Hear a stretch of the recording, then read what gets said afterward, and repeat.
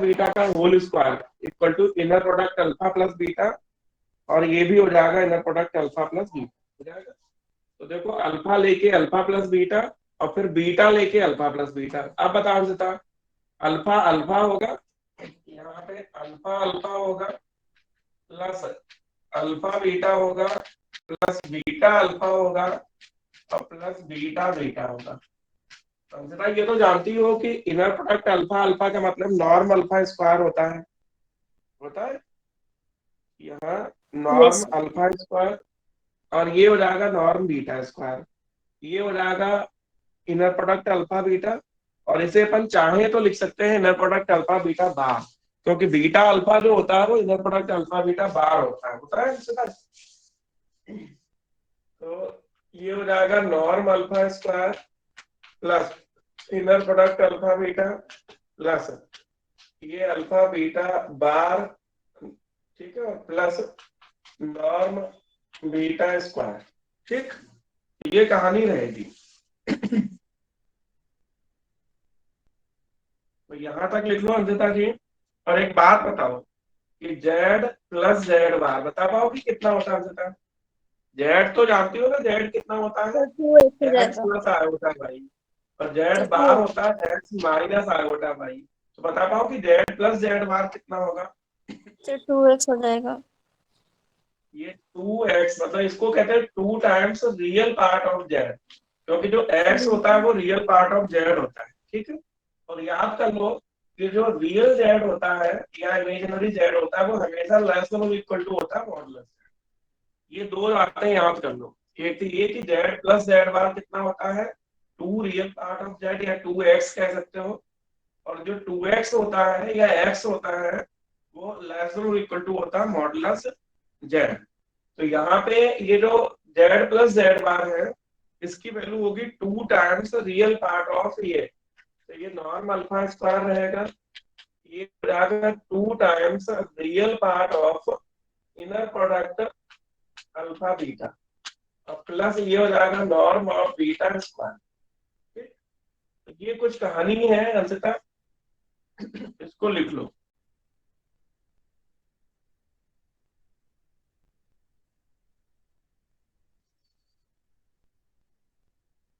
लिख लिए? अब बताओ 2 टाइम्स रियल पार्ट जेड जो है वो मॉडुलस जेड से छोटा होता है, तो ये जो वैल्यू होगी वो रहेगी लेस देन और equal to norm alpha square 2 modulus of inner product alpha beta plus norm of beta square. ठीक है, 2 times modulus inner product alpha beta. Anshita बताओ कॉची श्वार्ज इनइक्वालिटी क्या कहती है? कॉची श्वार्ज समीकरण कुछ लग रहा है?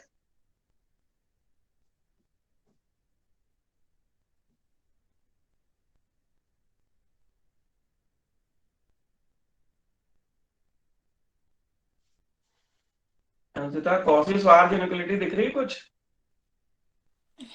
हाँ सर। बताओ। सर ये तो इसमें modulus of inner product of alpha beta is less than और equal to norm of alpha beta है। तो यहाँ अपन क्या लिख सकते हैं, ये जो वैल्यू मॉडुलस अल्फा बीटा लिखी है इसकी जगह पर norm alpha into norm beta लिख सकते हैं। तो ये जो वैल्यू है वो हो जाएगी norm alpha square plus 2 times norm of alpha norm of beta plus norm beta square. ठीक है, अब यहाँ साइड से लिख जरूर देना, क्योंकि करके बिकॉज करके, अच्छा दो तीन चीजें बिकॉज करके लिख दो अंशिता।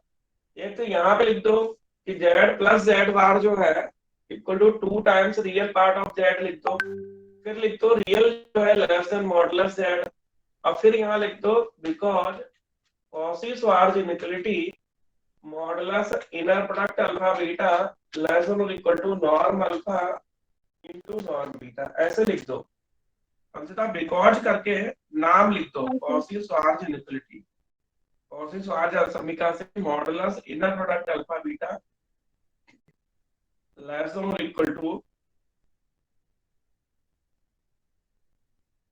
लिख दिया अंशिता?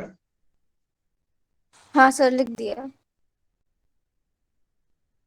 अब अंशिता जी एक बात बता धोखे से कि अगर ये A square plus 2ab plus B square करें तो ये a प्लस बी का होल स्क्वायर हो जाएगा। हाँ सर, हो जाएगा। तो इसका मतलब जो चल रहा था लेफ्ट हैंड में, देखो क्या चल रहा है। तो लेफ्ट हैंड में चला norm of alpha plus beta का whole square, norm of alpha plus beta का होल स्क्वायर लेस देन और इक्वल टू ये A square plus 2ab plus B square. तो ये हो जाएगा norm of alpha plus norm of beta का whole square. समझ गए? हाँ सर। तो अब अगर पॉजिटिव स्क्वायर रूट ले लें, वर्गमूल ले लें दोनों तरफ का, तो ये वर्गमूल दोनों तरफ से हट जाएगा। तो आपको ये मिलेगा norm of alpha plus beta का whole square norm alpha plus norm beta. तो यही प्रूव करना था देखो। तो दोनों सर पक्षों का लेफ्ट हैंड अगर साइड पे वर्गमूल स्क्वायर लेते नहीं हैं, आएगा। धनात्मक वर्गमूल लेते हैं, तो यही होगा। हाँ सर, ये लेफ्ट हैंड साइड पे स्क्वायर नहीं आएगा। स्क्वायर नहीं आएगा। हाँ, कितनी होशियार हो तुम, देखो। Norm of alpha plus beta का होल स्क्वायर जो होगा वो ये होगा। ठीक है, पता लाल मेरे कि norm of alpha plus beta less than और equal to norm alpha plus norm beta. तो ये इसको कहते हैं ट्राइंगल इनिक्विटी। लिख दो, इसे त्रिभुजीय समीकरण के नाम से जाना जाता है। It is known as triangle inequality. इसे त्रिभुजीय समीकरण के नाम से जाना जाता है। It is known as triangle inequality. ठीक है, तो अंततः ट्राइंगल इनिक्वलिटी है, ये त्रिभुजीय समीकरण है।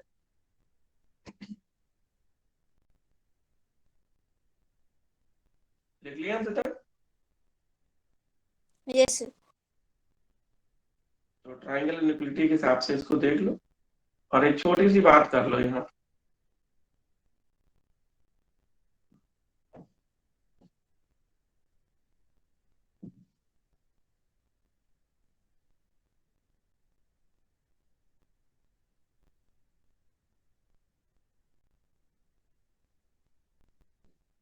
छोटी सी बात ये कर लो, इसमें लिख लो ट्राई वो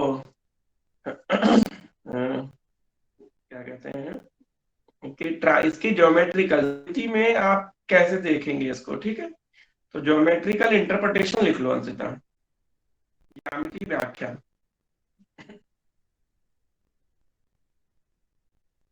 ज्योमेट्रिकल इंटरप्रिटेशन,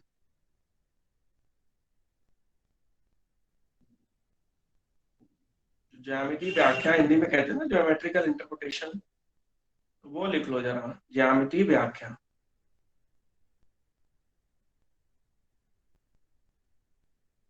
लिख लिया ज्योमेट्रिकल इंटरप्रिटेशन। हाँ लिख लिया।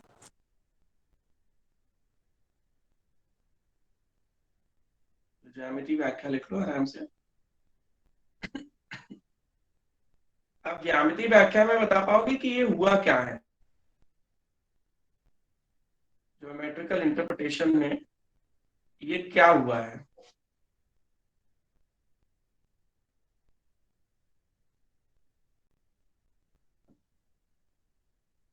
बता पाओगे अंशुता?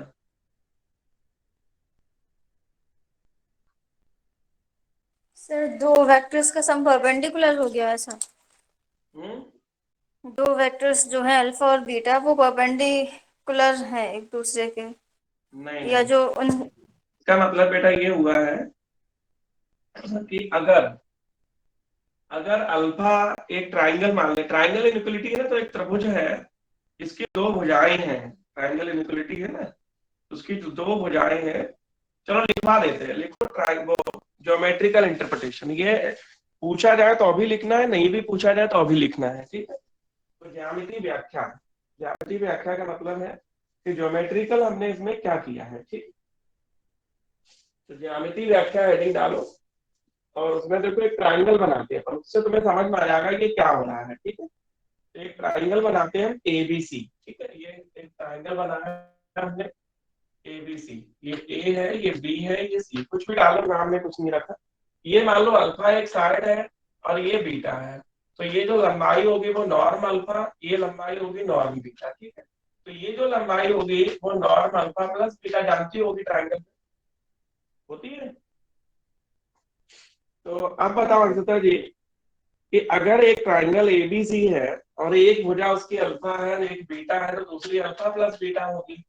तो उस हिसाब से अगर इसको देखें नॉर्म अल्फा प्लस बीटा, तो कोई क्लास में बता पाएगा कि इसका क्या मतलब होगा norm alpha plus beta? Sir triangle की दो साइड्स का सम तीसरे साइड्स के या तो बराबर होता है या फिर बड़ा होता है। बिल्कुल। तो नॉर्म अल्फा अगर एक साइड है, नॉर्म बीटा दूसरी साइड है, तो उसको समेशन करने पर किसी त्रिभुज में दो भुजाओं का योग जो है वो तीसरी भुजा से बड़ा या बराबर होता है। तो ये लिखना होगा आपको एग्जाम में, तो लिखो जरा, if alpha beta, if alpha comma beta be the vectors in inner product space, तो यदि अल्फा और बीटा आंतर गुणन समुच्चय में कोई सदिश है, alpha represent the side A B, alpha भुजा ए बी को निरूपित करता है। Sir inner product space, inner product space लिख दो बस, अल्फा बीटा भी the vectors in inner product space, alpha represent the side A B, alpha भुजा ए बी को निरूपित करता है, and beta represent the side B C, तथा बीटा भुजा बी सी को निरूपित करता है। अल्फा भुजा ए बी को निरूपित करता है और बीटा बी सी को निरूपित करता है। तब then alpha plus beta represent the side A C, तब अल्फा प्लस बीटा भुजा AC को निरूपित करेगा।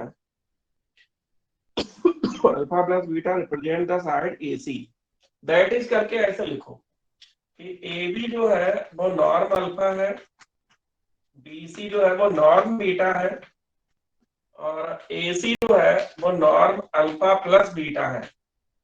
ठीक है, तो ऐसे लिख लो जरा। तब बताओ, तो देन हमें क्या पता है?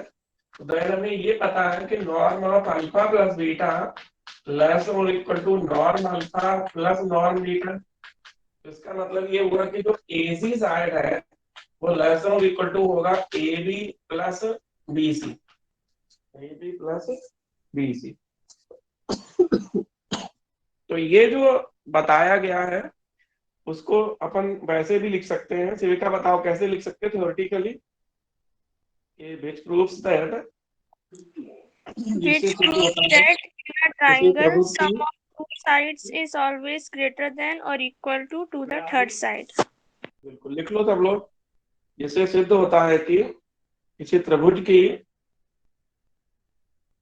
दो भुजाओं का योग तीसरी भुजा से बड़ा या बराबर होता है। which proves that,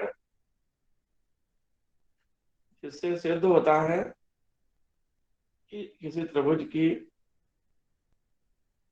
दो भुजाओं का योग तीसरी से या तीसरी भुजा से बड़ा या बराबर होता है। ठीक है, तो ये चीज आपको याद करके रखनी है। अंततः समझ में आ गया ट्रायंगल इनइक्वालिटी का मतलब क्या होता है ज्योमेट्रिकली? हाँ सर। सर मुझे ये अब तो बेटा, मालूम था, बट ये वेक्टर्स से मैं सोच रही थी शायद परपेंडिकुलर वगैरह का कुछ सीन होगा। हाँ चलो वही बात करने वाले हैं अभी, जो परपेंडिकुलर की बात कह दी आपने वही बात करने हैं। लिखो ऑर्थोगोनल वेक्टर्स।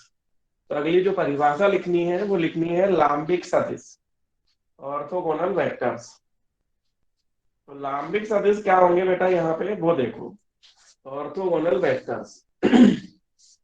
तो लाम्बिक जो जानती होगी अंततः, लाम्बिक वो होते हैं जो एक दूसरे के परपेंडिकुलर होते हैं। तो लिखो if alpha and beta, if alpha and beta be the vectors in sir an heading क्या इनर डालनी है प्रोडक्ट, सर? हेडिंग है ऑर्थोगोनल वेक्टर्स, लाम्बिक सदिश। ऑर्थोगोनल वेक्टर्स हेडिंग डालो, तो लिखो यदि अल्फा और beta be the vectors in an inner product space भी, यदि अल्फा और बीटा आंतर गुणन समुच्चय भी में कोई सदिश है, alpha and beta with the vectors in an inner product space भी, यदि अल्फा और बीटा अंतर्गुणन समष्टि भी में कोई सदिश है, तब then alpha is said to be orthogonal to beta. तब अल्फा बीटा के लांबिक कहलाता है या लंबवत कहलाता है। Alpha is said to be orthogonal to beta. अब अल्फा बीटा से लांबिक या लंबवत कहलाता है, लंबवत होता है, यदि inner product alpha beta equal to 0। तो अगर अंततः दो सदिशों का इनर प्रोडक्ट 0 हो जाए तो हम कहेंगे कि वो जो वेक्टर है वो ऑर्थोगोनल है, लांबिक है। ठीक है, तो अल्फा बीटा का जो इनर प्रोडक्ट है वो कितना हो जाएगा? 0। ठीक है अंततः। अब अंततः इसको डिनोट कैसे करते हैं? लिखो डिनोटेड बाई, इसे अल्फा और ये ऑर्थोगोनल का चिन्ह alpha is orthogonal to beta से प्रदर्शित करते हैं। It denoted by alpha is orthogonal to beta, इसे अल्फा ऑर्थोगोनल टू बीटा से प्रदर्शित करते हैं। ठीक, तो कोई बड़ी बात नहीं है यहाँ पे। कोई सदिश जो है वो ऑर्थोगोनल होते हैं, लांबिक होते हैं, अगर इनका इनर प्रोडक्ट 0 हो जाए। ठीक, तो ये चीज आपको याद कर लेनी है। ठीक है, अब देखो एक और परिभाषा लिखो, ऑर्थोगोनल टू अ सेट। ये तो हो गया कि एक एलिमेंट दूसरे पे ऑर्थोगोनल होगा या एक वेक्टर दूसरे पे ऑर्थोगोनल होगा अगर उनका इनर प्रोडक्ट 0। अब है कि एक सेट पे कैसे होता है, जैसे एक एस कोई सेट है और अल्फा एस पे ऑर्थोगोनल है, तो इसका मतलब है कि अल्फा सभी एलिमेंट पे ऑर्थोगोनल होगा। तो लिखो orthogonal to a set, Hindi में एक समुच्चय पर लांबिक। तो एक समुच्चय पर लांबिक कैसे होगा, कोई वो लिखो। लिखो a vector alpha is said to be orthogonal to a set capital S. तो कोई सदिश अल्फा किसी समुच्चय कैपिटल एस पर लांबिक होता है। A vector alpha is said to be orthogonal to a set capital S. कोई सदिश अल्फा किसी समुच्चय कैपिटल एस पर लांबिक होता है यदि if it is orthogonal to each vector in capital S। यदि यह कैपिटल S के प्रत्येक सदिश पर लांबिक है। if it is orthogonal to each vector in capital S। यदि यह कैपिटल S के प्रत्येक सदिश पर लांबिक है। तो अगर अंततः कोई ऐसा वेक्टर है जो S के हर एलिमेंट पर लंबवत हो जाए तो हम कहेंगे कि ये ऑर्थोगोनल वेक्टर है या लांबिक सदिश है। ठीक है अंशिता। Yes sir. अब देखो एक थ्योरम पढ़ी होगी अंशिता आपने, जिसका नाम था पाइथागोरस थ्योरम, याद है? हाँ सर याद है। तो पाइथागोरस थ्योरम क्या कहती थी कि हाइपोटेनियस का स्क्वायर जो होता है वो वर्ग, कर्ण का वर्ग जो है वो ऑर्थोगोनल, वो लंब के वर्ग और आधार के वर्ग के होता है। यही तो पढ़ा था। हाँ सर। तो लिखो जरा, लिखो generalized theorem of Pythagoras, Pythagoras प्रमेय का व्यापक रूप।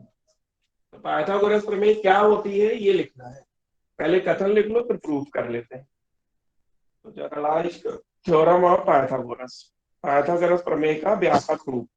ठीक, तो लिखो इफ स्टेटमेंट लिखो, यदि अल्फा एंड बीटा, यदि अल्फा और beta are orthogonal vectors, are orthogonal vectors in an inner product space भी,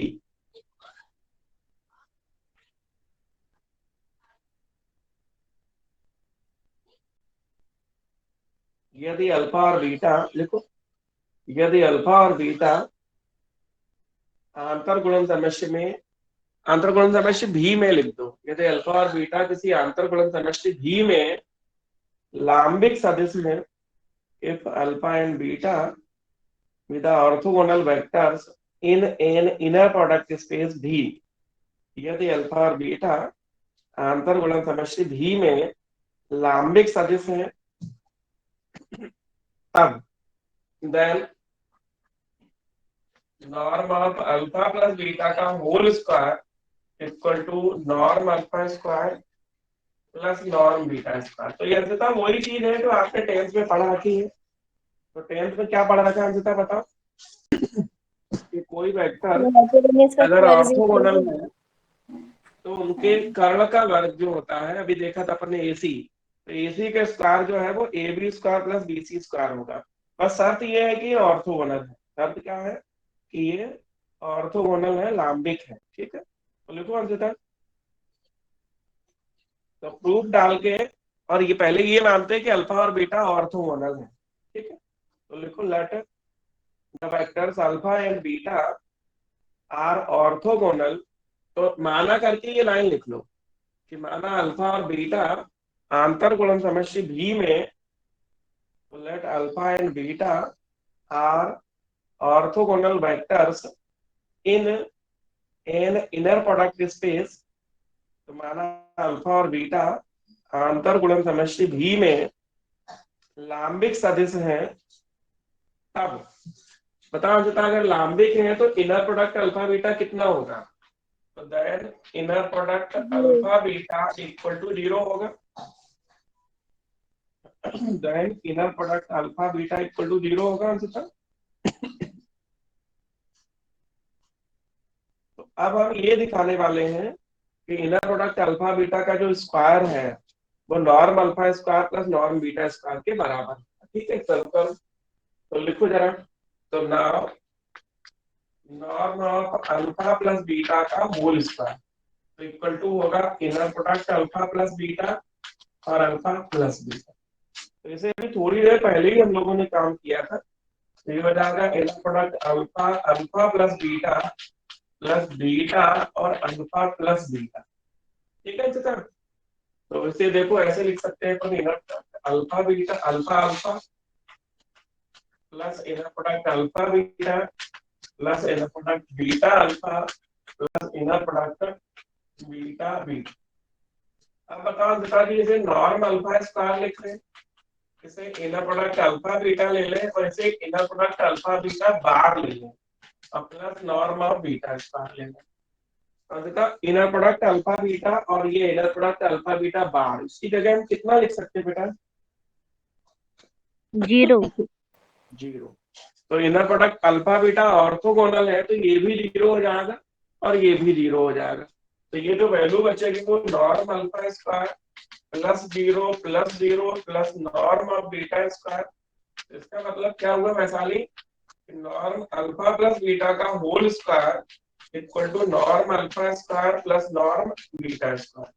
तो ये हमें प्रूफ तो हो गया है। ठीक है वैशाली? हाँ सर। ये प्रूफ तो हो गया है, लेकिन इसका ज्योमेट्रिकल इंटरप्रिटेशन अपन करेंगे। इसकी ज्यामिति व्याख्या बताएंगे कि ये तूने क्या किया। ज्योमेट्रिकली हमने इसमें क्या किया है वो दिखाने वाले हैं। तो इसमें जो ट्राइंगल लेंगे वो ट्राइंगल कैसा लेंगे? वो ट्राइंगल लेंगे और क्या कहते हैं उसको, समकोण समकोण ले, राइट एंगल ट्राइंगल लेंगे, समकोण त्रिभुज लेंगे। इसमें अल्फा और बीटा एक दूसरे पे परपेंडिकुलर बना रहे होंगे। ठीक है, तो लिखो अंशतः ज्योमेट्रिकल इंटरप्रिटेशन, हिंदी में कहते हैं ज्यामिति व्याख्या। और एक ट्राइंगल बनाओ इस तरह से जो राइट एंगल ट्राइंगल हो।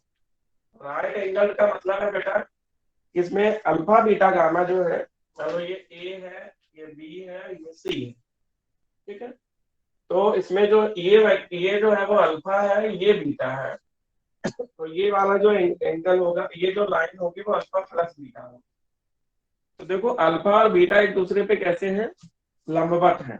ठीक है, लिखो जरा।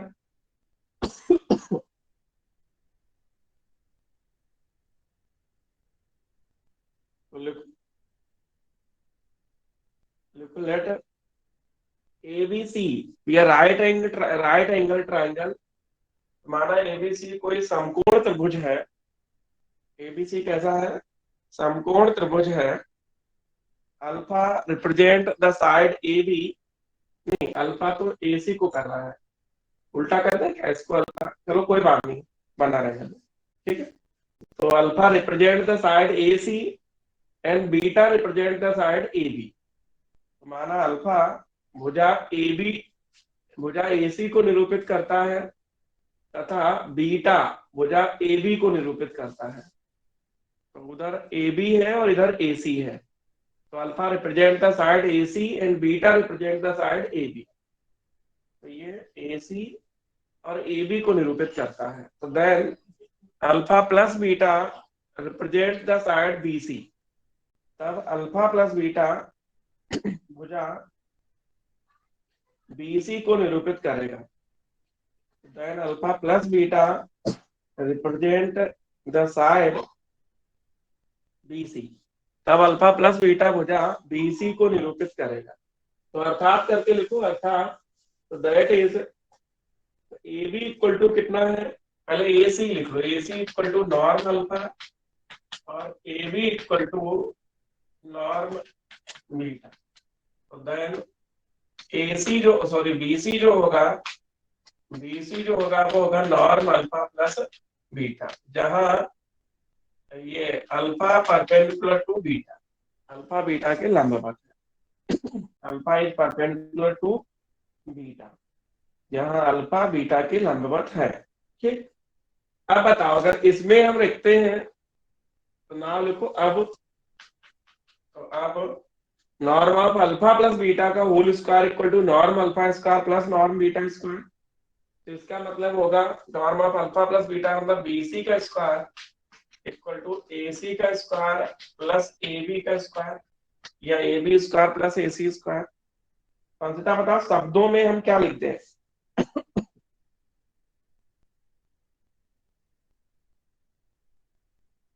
शब्दों में क्या लिखते हैं बेटा यहाँ पे? हाइपोटेन्यूज का square is equal to perpendicular square plus base square. तो लिख दो नीचे जो लिखना हो, जिससे सिद्ध होता है कि समकोण त्रिभुज में कर्ण का वर्ग लंब के वर्ग और आधार के वर्ग के योग के बराबर होता है।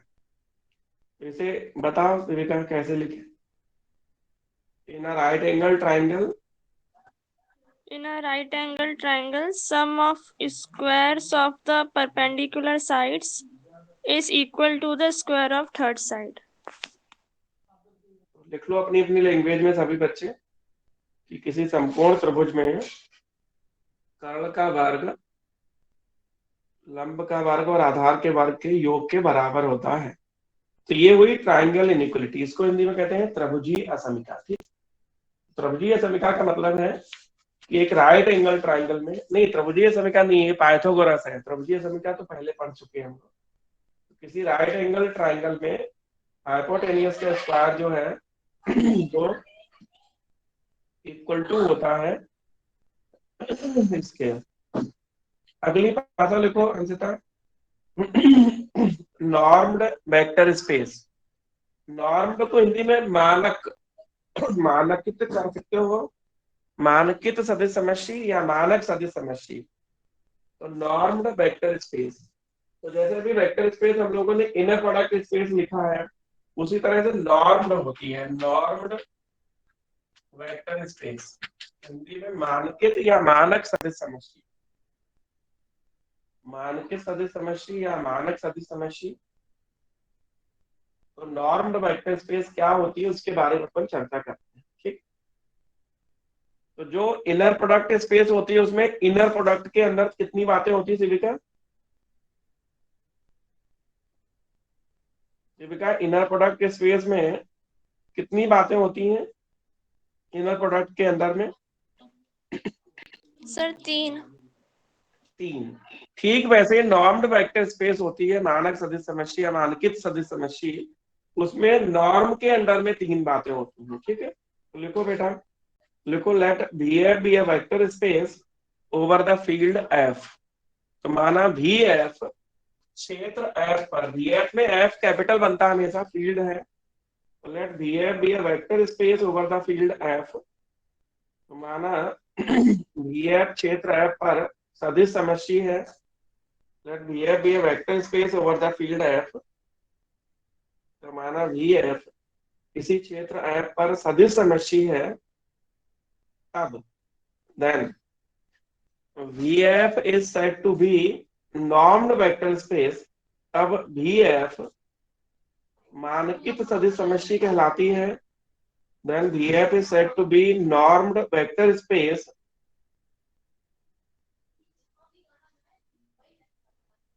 if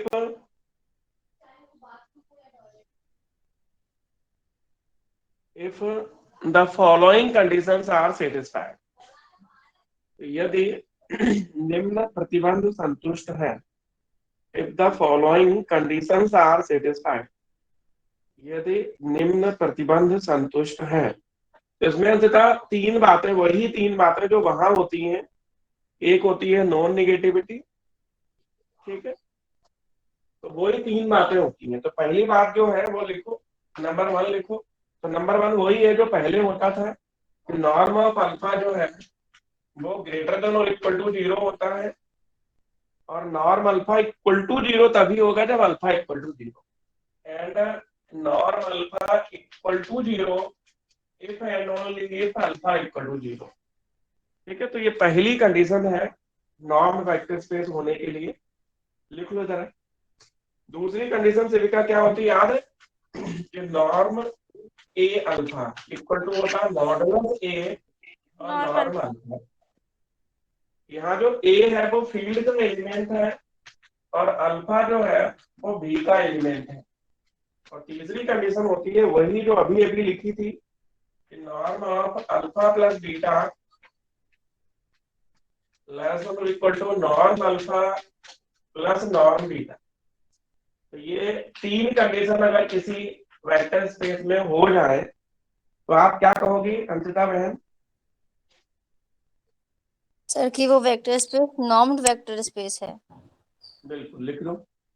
तो कोई सदिश समष्टि में alpha norm alpha greater than और इक्वल टू 0 हो या नॉर्म अल्फा इक्वल टू 0 हो, तब जब alpha equal to 0, norm A alpha का मतलब modulus A into norm alpha, और norm alpha plus beta less और equal to norm alpha plus norm beta. तो ये तीन बातें जिसमें हो तो हम कहेंगे कि वो वेक्टर स्पेस जो है वो नॉर्म्ड वेक्टर स्पेस या हिंदी में मानकित सदिश समष्टि या मानक सदिश समष्टि कहलाती है। ठीक है संजिता?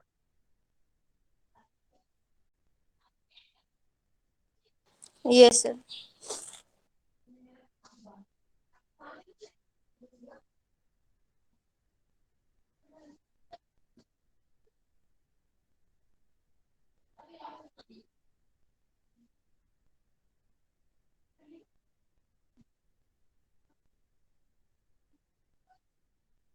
संजिता का एक को सुना है लाइन, कहानी कहाँ खत्म होती है अब देखना है, अभी तक तो उसी ने बेवफाई की है। अभी कहानी खत्म नहीं हुई अंततः, और एक डेफिनेशन लिखते हैं, फिर एक लॉ पढ़ाते हैं जिसका नाम है पैरेललोग्राम लॉ। क्या नाम है? Parallelogram law. तो एक परिभाषा है अंततः जिसका नाम है डिस्टेंस। मतलब एक वेक्टर, जैसे अल्फा कोई वेक्टर है अगर बीएफ में, तो उसकी जो डिस्टेंस होती है या किन्हीं दो बिंदुओं के बीच की जो दूरी होती है, जैसे मैट्रिक स्पेस में हम लोगों ने डिस्टेंस पढ़ी थी dx पाई, उसी तरह से यहाँ पे डिस्टेंस होती है। ठीक है, तो लिखो distance in an inner product space, एक आंतर गुणन समष्टि में दूरी, distance in an inner product space, एक आंतर गुणन समष्टि में दूरी। तो कोई इनर प्रोडक्ट स्पेस है तो उनमें किन्हीं दो बिंदुओं की, जैसे अल्फा बीटा दो बिंदु हैं, तो उसके बीच की जो डिस्टेंस होती है वो क्या होती है? ठीक है, लिखो जरा।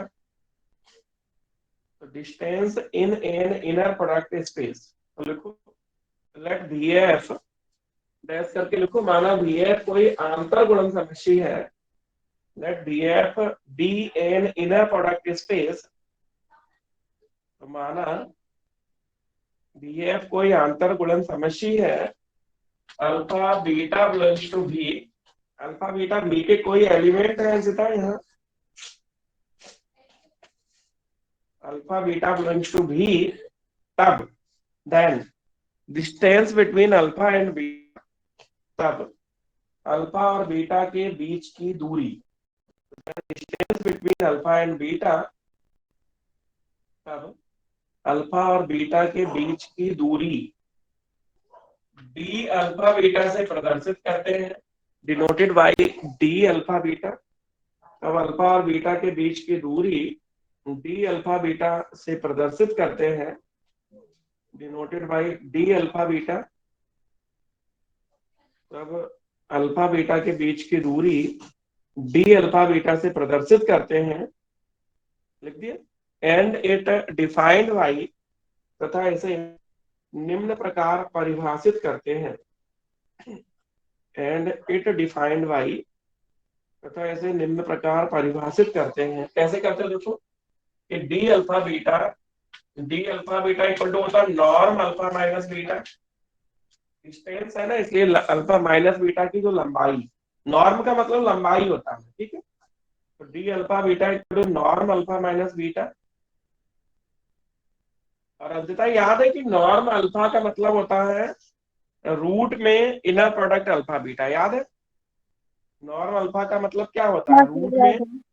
तो ये इसे ऐसे लिख सकते हैं, रूट में या पॉजिटिव स्क्वायर रूट में inner product alpha minus beta alpha minus, ये होती है लंबाई। तो अगर किन्हीं दो सदिशों के बीच की लंबाई निकालनी है बेटा, तो यहाँ नॉर्म अल्फा माइनस बीटा कह लो, या रूट में inner product alpha minus beta alpha minus beta. तो ये अंततः तुम्हें धीरे से पढ़ना है, ठीक है। अब अंततः धोखे से एक प्रॉपर्टी आखिरी पढ़नी है तुम्हें, नाम है पैरेललोग्राम लॉ। क्या नाम है? पैरेललोग्राम की हिंदी क्या होती है? समांतर चतुर्भुज नियम। तो लिखो अंततः एक आखिरी थ्योरम यहाँ से, पैरेललोग्राम लॉ। और जिन लोगों ने फीस नहीं जमा करने वाले हैं, शालिनी पालीवाल,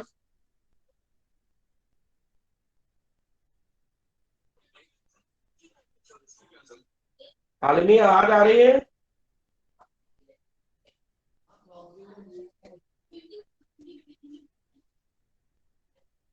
जिन लोगों की फीस कंप्लीट नहीं है वो ज्यादा ध्यान से पढ़ाई लिखाई में कुछ नहीं रखा है। तो अंततः लिखो पैरेललोग्राम लॉ, समांतर चतुर्भुज नियम।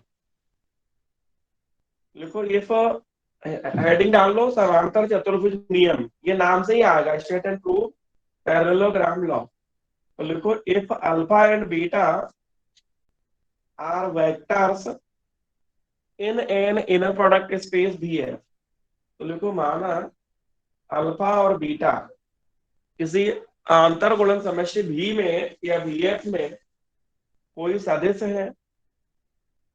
If alpha and beta are vectors in an inner product space भी है। तो यदि अल्फा और बीटा किसी आंतर गुणन समष्टि VF में कोई सदिश है, तब then norm of alpha plus beta का होल स्क्वायर इक्वल टू नहीं, norm of alpha plus beta का whole square plus norm of alpha minus beta का whole square equal to 2 times norm alpha square plus 2 times norm beta square. ये theorem है। और नीचे लिख देना interpret the result geometrically, परिणाम की ज्यामितीय व्याख्या भी करो। इंटरप्रेट द रिजल्ट ज्योमेट्रिकली, परिणाम की ज्यामितीय व्याख्या भी करो। तो लिख लिया अंशिता कि यदि अल्फा और बीटा आंतर हाँ गुणन सर। समष्टि VF में कोई सदिश है, तब सिद्ध करो कि नॉर्म अल्फा प्लस बीटा का whole square plus norm alpha minus beta का whole square equal to 2 times norm alpha square plus 2 times norm beta square.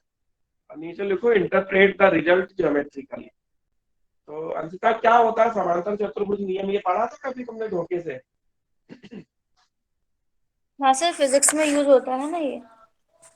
नहीं, 10th 9th 10th में भी पढ़ा होगा।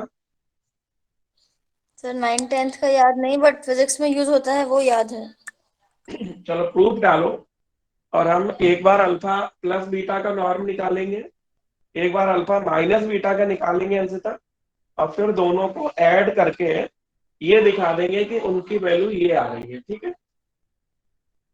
तो लिखो अंशिता, प्रूफ डालो, और पहली लाइन तो वही कर लो कि let alpha and beta are vectors in an inner product space भी है। तो प्रूफ डालो, बड़े इंपॉर्टेंट टॉपिक है ये। यूनिट 3 में एक ही चीज और बची अंशतः, बेसल इनइक्वलिटी। बाकी यूनिट 3 हो जाएगी, ये कंप्लीट हो जाएगी। तो लिखो, ये माना अल्फा और बीटा आंतर गुणन समष्टि VF में, तो let alpha and beta are vectors in an inner product space भी है। तो माना अल्फा और बीटा आंतर गुणन समष्टि VF में कोई सदिश है,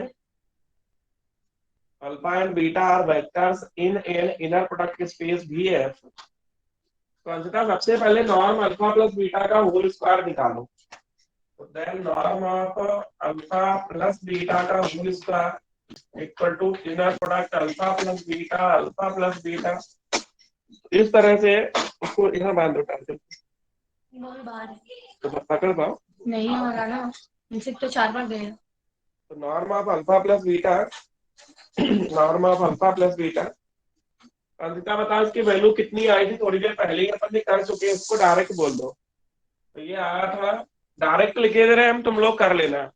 ये आया था norm alpha square plus inner product alpha beta plus inner product beta alpha plus norm beta square. ये अभी हमने डायरेक्ट लिख दिया है, आप लोग सिस्टमैटिक जैसे करते वैसे ही करना, ठीक है।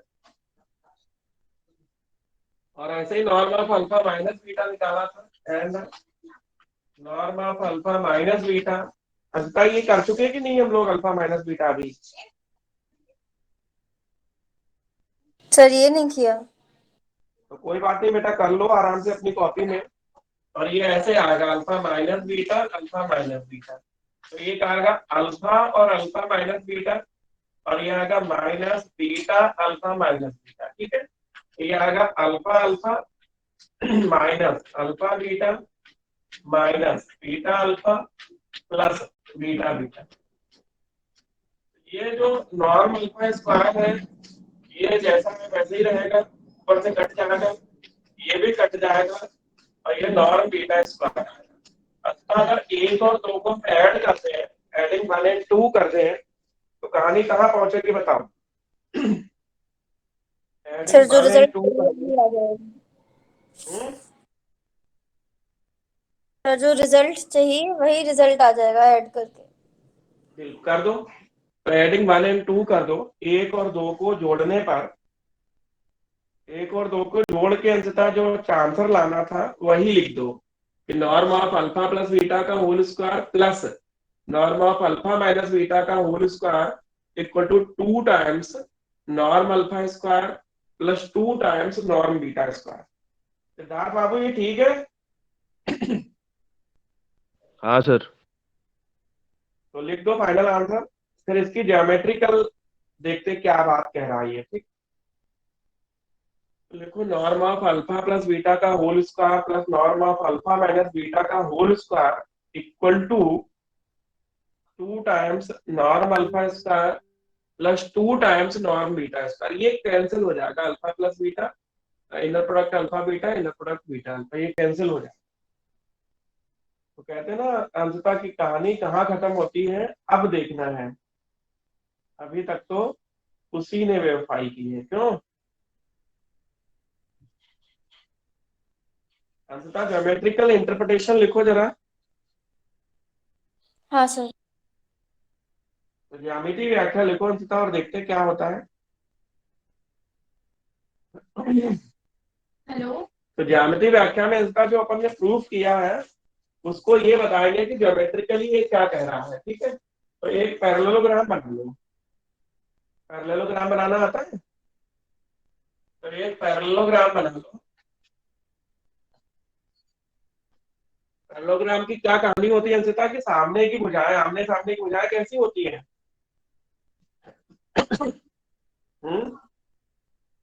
इक्वल होती है कि नहीं अंशिता? अगर ये अल्फा है तो ऊपर वाला भी अल्फा होगा, और ये अगर बीटा है तो ये भी बीटा होगा, ठीक है। नाम दे लो इसको A B C D, इस तरह से नाम दे लो। तो ये कितना होगा और ये कितना होगा, बताओ इसका AC कितना होगा? Alpha plus beta. Alpha plus beta. और ये BD कितना होगा? Alpha minus beta. Alpha minus beta. तो लिख लो ऐसे, तो कहानी तो वैसे ही करनी है जैसे पहले करते थे। तो लिखो late alpha and beta be the vectors in an inner product space. तो माना अल्फा और बीटा आंतर गुणन समुच्चय में कोई दो सदिश हैं। Let alpha represent the side AB and beta represent the side BC of parallelogram ABCD। तो माना अल्फा बीटा आंतर गुणन समुच्चय में कोई सदिश है। माना अल्फा समांतर चतुर्भुज ABCD की भुजा AB को निरूपित करता है तथा बीटा भुजा BC को निरूपित करता है। तो alpha represent the side AB and beta represent the side BC of parallelogram ABCD। तो अल्फा जो है भुजा AB को निरूपित करता है और बीटा जो है वो भुजा BC को निरूपित करता है। तब then vectors alpha plus beta represent the side AC। अब अल्फा प्लस बीटा भुजा AC को निरूपित करेंगे। Then alpha plus beta represent the side AC। तब अल्फा प्लस बीटा भुजा then alpha plus beta represent the side AC and alpha minus beta represent the side DB। तो ये जो है वो DB को निरूपित करेगा और वो किसे करेगा? AC को। तो अल्फा प्लस बीटा भुजा AC को और वो जो है अल्फा माइनस बीटा वो भुजा DB को निरूपित करेगा। ठीक है बेटा, हो गया। अब बता अंशिता, जो हमने प्रूफ किया था वो क्या था? तो नाउ क्या प्रूफ किया था? Norm of alpha plus beta का whole square, norm of alpha minus beta का whole square 2 times norm alpha square 2 times norm beta square. तो अल्फा प्लस बीटा की जगह हम AC का स्क्वायर लिखे, इसकी जगह DB का या BD का स्क्वायर लिखे 2 टाइम्स AB का स्क्वायर प्लस 2 टाइम्स BC का स्क्वायर। तो बता इस शिविका सिंह क्या हाँ लिखे हैं इसमें, क्या प्रूफ किया आपने? इस प्रकार सिद्ध होता है क्या? सर, ये किया कि हम is equal to the sum of squares of its diagonals। बिल्कुल, लिख दो सब लोग इंग्लिश में और हिंदी में भी हम बोल देते हैं। इस प्रकार सिद्ध होता है कि समांतर चतुर्भुज में विकर्ण, ये जो विकर्ण है इनके विकर्ण के वर्गों का योग भुजाओं के वर्गों के योग के बराबर होता है। The sum of squares of the sides, ये 2 टाइम्स इसलिए लगा के आमने सामने की भुजा बराबर होती है। The sum of squares of the sides of parallelogram is equal to the sum of squares of its diagonals. लिख दिया। इस प्रकार सिद्ध होता है कि समांतर चतुर्भुज में भुजाओं के वर्गों का योग विकर्णों के वर्गों के योग के बराबर होता है।